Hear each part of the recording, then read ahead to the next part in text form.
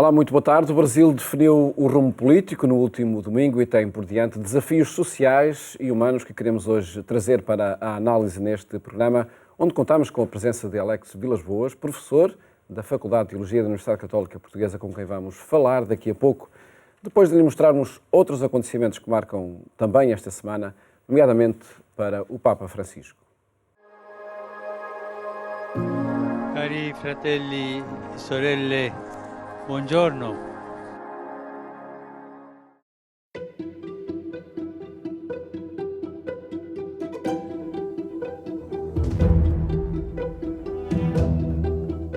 Rezar pelas crianças que sofrem é a intenção de oração de Francisco para o mês de novembro. Todavía hay millones de niños y niñas que sufren y viven en condiciones muy parecidas a la esclavitud.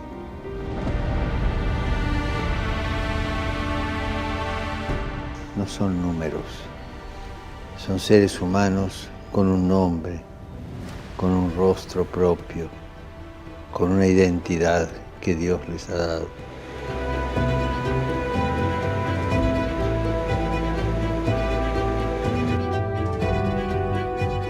Na solenidade de Todos os Santos, o Papa veio à janela do apartamento pontifício para lembrar que a santidade é a verdadeira revolução pedida pela Igreja.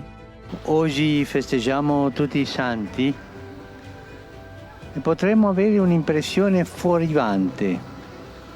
Potremmo pensare di celebrare quelle sorelle, quei fratelli che in vita sono stati perfetti, sempre lineari, precisi, anzi inamidati. Invece il Vangelo di oggi smentisce questa visione stereotipata, questa santità di immaginetta. Infatti le beatitudini di Gesù, che sono la carta d'identità dei santi, mostrano tutto l'opposto. Parlano di una vita controcorrente, di una vita rivoluzionaria. I santi sono i veri rivoluzionari.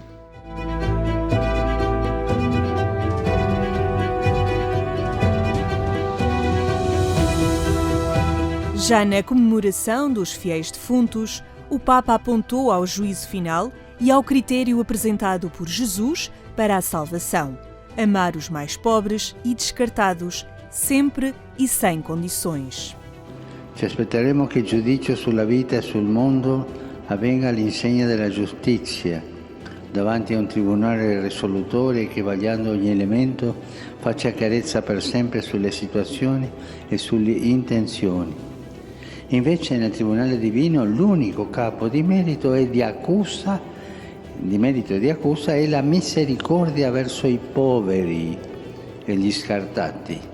E tutto quello che avete fatto a uno solo di questi miei fratelli più piccoli l'avete fatto per me. Sentenza Gesù.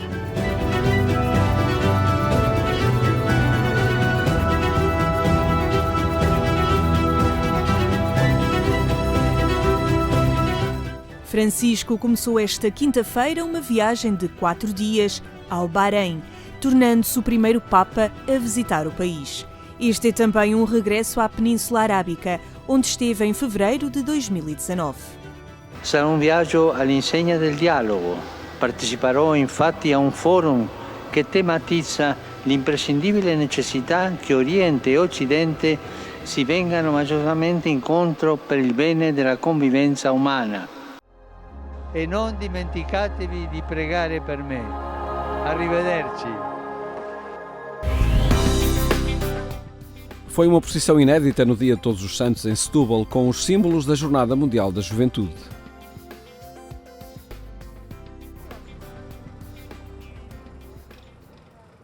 Os dois símbolos da Jornada Mundial da Juventude começaram o mês de novembro a peregrinar na Diocese de Setúbal. A cruz e o ícone de Maria participaram numa procissão do Dia de Todos os Santos que teve início no Rio Sado. Esta é uma procissão inédita na cidade de Setúbal e, neste caso, na Vigararia. Nunca se fez uma procissão desta natureza. O Papa Francisco lançou-nos um desafio aos jovens para esta Jornada Mundial da Juventude. Se fazermos uma Jornada Mundial da Juventude fresca, para sermos poetas, criativos e originais, para não sermos uma cópia daquilo que já tinha sido feito. E esta procissão surge precisamente nesse âmbito, neste desafio que o Papa Francisco nos lançou. Vários barcos levaram jovens e representantes das comunidades católicas e civis com os dois símbolos da Jornada Mundial da Juventude em procissão pelo Rio Sado até ao Hospital Ortopédico do Outão, onde rezaram pelos doentes. A cruz peregrina e o ícone mariano fizeram-se ao rio com as padroeiras dos pescadores e também das comunidades marítimas, Nossa Senhora do Rosário de Troia, Nossa Senhora da Arrábida e Nossa Senhora dos Navegantes, cada uma com a sua festa própria nesta diocese de Setúbal nos meses de verão. Quando percebemos que íamos ter cá os símbolos no dia de Todos os Santos, temos assim, bom, dia de Todos os Santos temos poucos dias, temos 4 ou 5 dias, temos 9 paróquias, portanto temos que arranjar uma forma de juntarmos todos e celebrarmos o dia de Todos os Santos de uma forma muito especial, com todos os santos das paróquias e fazer aqui de facto uma festa e uma coisa inédita. Foi assim que surgiu esta ideia, de facto aproveitando mesmo a solenidade de Todos os Santos, que é um dia muito importante para toda a Igreja, e também os patronos da Jornada Mundial da Juventude também estarão representados também na nossa procissão, em forma de ícones, também os 13 patronos das jornadas também estarão e, portanto, mais os santos padroeiros todos das diferentes paróquias e as comunidades ficaram todas muito entusiasmadas porque, de facto, cada uma realizava a sua procissão na sua comunidade, mas juntar toda esta gente em torno de uma mesma causa, só os símbolos das Jornadas Mundiais da Juventude é que o conseguiram fazer. A nossa ideia foi criar um programa que realmente chegasse à vigararia toda, que realmente todos pensássemos em conjunto e que chegasse às realidades mais dispares. Tanto aqui realmente privilegiar aqui o nosso mar e os nossos sírios marítimos, que nunca tinham feito nenhuma procissão juntas, foi a primeira vez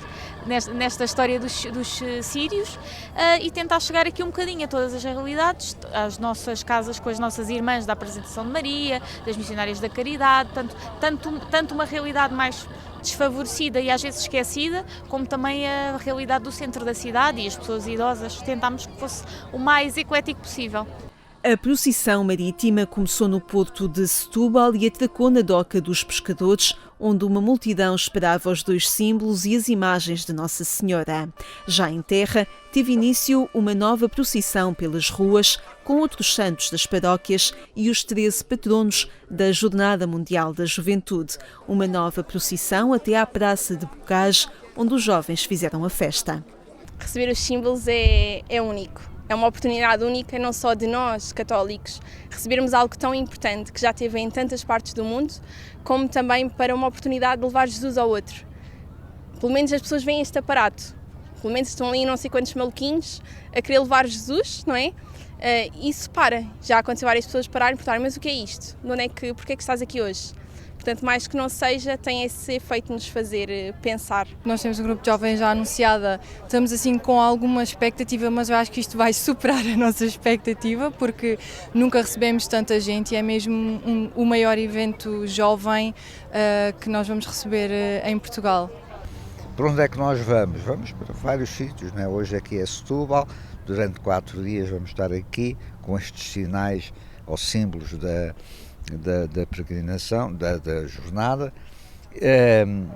Vamos ao Hospital do Outão, vamos ali à doca dos pescadores, depois vamos para a Praça do Bocage, haverá uma festa à noite, enfim, portanto procuramos atingir o maior número de pessoas e o mais a maior diversidade possível, porque a mensagem que trazemos, que Cristo nos traz, é efetivamente para todos. É um sonho, estes símbolos já viajaram mais do que a vida. Poder tocar, poder estar presente em vários momentos, né? Que temos essa possibilidade de estar em vários momentos em que há quem só possa estar em alguns, é um sonho.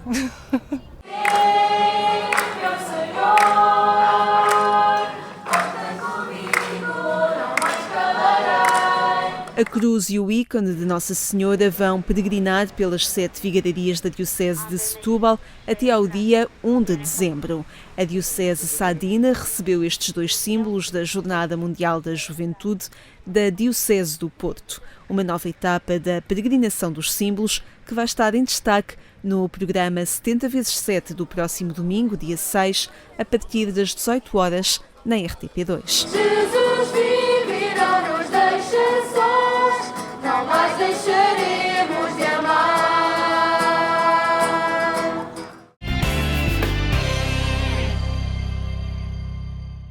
Siga estas e outras notícias no portal agência.eclésia.pt. Falamos agora com Alex Vilas Boas sobre os desafios que o Brasil enfrenta depois das eleições do último domingo. Alex, boa tarde. Obrigado por estar no programa Eclésia. De que forma é que o Brasil tem pela frente este desafio de conciliar aparentemente 2 blocos que estão divididos? Que unidade é necessário agora construir? Sim, obrigado pela pergunta, Paulo. Efetivamente, há um país que inegavelmente está dividido, né?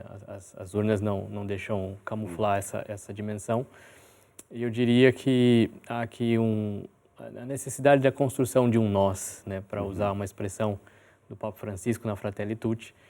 Esse nós, ele está ligado necessariamente ao abandono de uma perspectiva dialética que vê o mundo entre nós e eles, né? Eu penso aqui que é um pecado original da modernidade. Então, desde o século XVI, nós pensamos assim, né? Ou o mundo é protestante ou é católico, depois ou é monarquia ou é república, ou depois é Guerra Fria, direita e esquerda, ou depois com a guerra ao terror é Ocidente e Oriente. Portanto, é um desafio que tem várias ondas ao longo da modernidade, da contemporaneidade, ainda é o eco disso, né? E nesse caso, o Brasil nunca teve uma experiência concreta de um pacto em torno do papel do Estado, na qual pudesse se pensar um projeto de país e qual o Estado executasse esse projeto de país, independência do governo, né? É importante ressaltar nesse sentido que o Brasil não é um país pobre, ele chegou a ser a 6ª economia mundial no governo Lula. Mas é um país com muitos pobres, não é? Muitas desigualdades, exatamente. E nesse sentido, por não ter um projeto de país que atenda a essa demanda, há aqui uma corrupção no sentimento da compreensão do papel do Estado, da credibilidade das instituições políticas e tal. Vale lembrar aqui, por exemplo, Adam Smith, não é Marx, Adam Smith dizendo que a corrupção dos sentimentos morais acontece quando uma sociedade começa a desejar ser como os mais ricos e detestar os mais pobres, né? Então, nesse momento em que há um salve-se quem puder, um descontentamento crescente, porque imagina um país que foi a 6ª economia mundial e não resolveu seus problemas estruturais, isso gera um descontentamento, uma descredibilidade imensa, né? Portanto, há aqui um personagem que assume o papel de resolver essa situação, né? É interessante porque se dizia fora do establishment político, mas fez parte por 20 anos do establishment político, então de fato muito mais a imagem que se apresentou, como sua prática retórica, o modo como ele ridicularizava as instituições políticas e tal. Agora, o interessante disso tudo é que, para quem viveu a experiência de história política contemporânea brasileira, é impensável no mesmo partido estar Lula e Alckmin. São 2 adversários históricos, né? É completamente impensável, como se não dissesse, vamos fazer aqui um campeonato em Portugal e a gente junta o Benfica e o Sporting. Leva tempo para digerir isso, né? Entretanto, dadas as circunstâncias, e não por virtude deles, mas dadas as circunstâncias, há um momento em que esses 2 têm que conversar agora, né? Portanto, é possível que haja aqui, dada a necessidade, a criação de um nós, né? De pensar, como o projeto europeu pensou um projeto de país estruturado em políticas públicas, as quais, independente de quem assume, mantém esse projeto. Então, é possível que nós tenhamos, vai ter muita habilidade, há que ter um projeto de escuta muito grande, que envolva parte da população interessada, identificar quem são as pessoas possíveis de diálogo para isso, né? Afirmou Lula da Silva, na noite de vitória eleitoral, que a roda da economia vai voltar a girar. E isso pode ser enfim, a chave para a mudança. a chave para também que as desigualdades sejam cada vez menores ou se possam combater. Em todo caso, tudo isto está muito extremado, não é? Está muito... isto serão necessárias gerações ou pode ser um ciclo político que permita a transformação? A economia é um fator importante, mas volto a dizer, o Brasil sempre teve uma economia muito forte, né? A questão é como é que a gente reduz as desigualdades, e aqui é onde a tensão sempre foi maior. Então, nesse sentido, se essa geração agora, melhor dizendo, se esse nova configuração irá despertar uma geração que entenda a necessidade desse pacto em função do papel do Estado, é possível que a gente pense, então, em políticas públicas que promovam esse processo. Eu penso que o primeiro governo do Lula isso era mais claro. Depois, a necessidade de disputa do poder acabou, talvez, por não seguir a mesma dinâmica, né? Tem um traço importante na história do Brasil que é, talvez, pouco tematizado e talvez até mesmo abandonado, que é a ideia de amizade social, né? Ela foi extremamente importante. A amizade social, ela começa com um personagem chamado Robert Garrick, francês. Após a Primeira Guerra Mundial, ele cria as equipes sociais, e a ideia de amizade social, ela nasce da compreensão que você está na trincheira e, portanto, um tem que cuidar do outro, independente da sua classe. E é uma ideia do Papa Francisco, da Fratelli Tutti. Pois, exatamente. O Garrick, ele foi importante na influência que ele exerceu no Padre Cardan, na ocasião, que criou a Juventude Operária Cristã e o Método Ver, Julgar e Agir, e também porque ele fez parte da primeira equipe ou primeira missão universitária de fundação na Universidade de São Paulo. E, portanto, ele leva ao Brasil, em 1934, a ideia de equipes sociais. E, portanto, o Método Ver, Julgar e Agir, uma espiritualidade. Ele é professor de literatura francesa, portanto, espiritualidade que entende na própria dinâmica estética o compromisso com o pobre.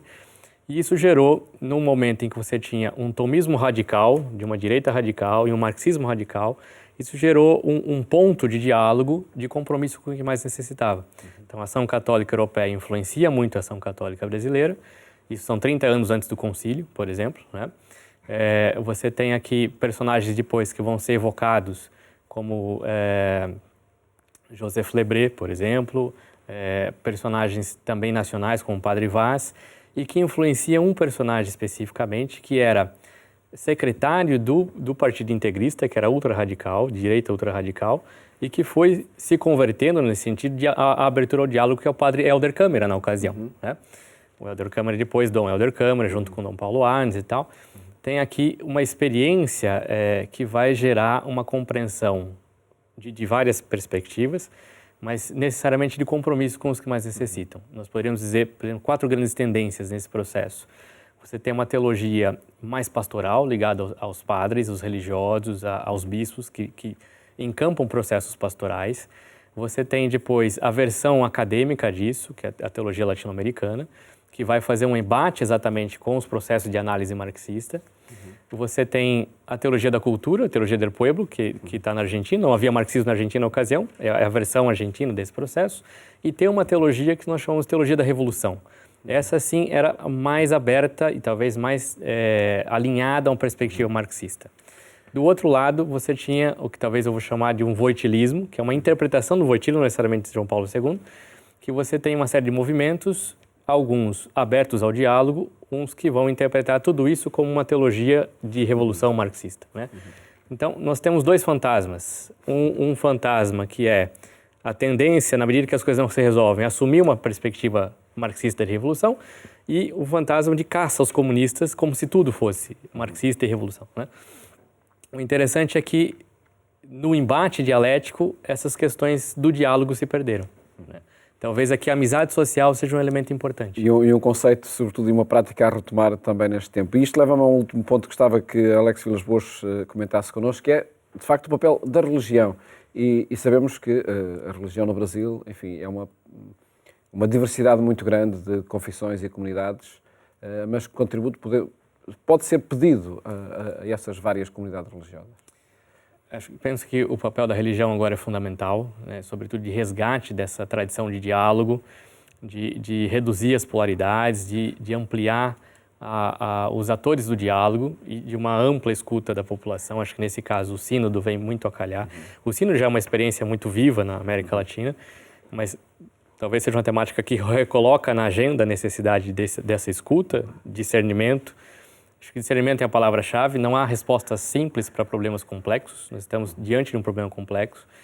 E há aqui, nesse âmbito de diálogo, a necessidade do resgate de uma prática que é anterior ao estabelecimento desses partidos, inclusive, né?